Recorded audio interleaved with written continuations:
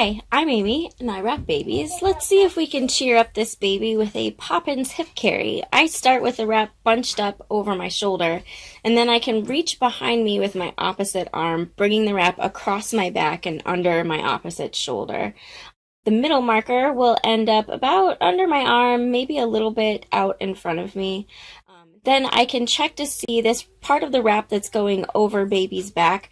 I just want to see how much of the wrap's width I need to cover baby's back. So all that extra bunching I can bring down underneath baby's knees, so it's coming up in between us ever so slightly, making a hammock-like seat for baby. Now I can smooth the wrap across baby's back.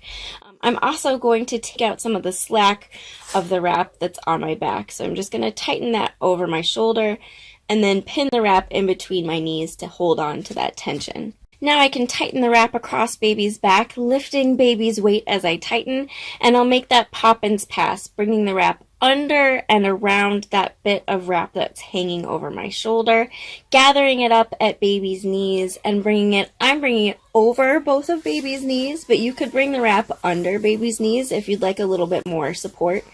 And then I'm tying a double knot on my back. This carry can have baby placed more on your front like I have, or closer to your hip, whatever's comfortable for you.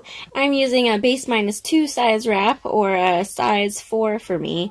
After I tie off, I like to return to my Poppins pass coming across baby's back and just spread it out nice and smooth across their back. I can also spread the wrap at my shoulder to eliminate any pressure points for me. Thank you so much for showing your support for this video by liking it on YouTube and Facebook. Be sure to subscribe to my channel on YouTube to get each video as they're posted as well. Thanks for watching.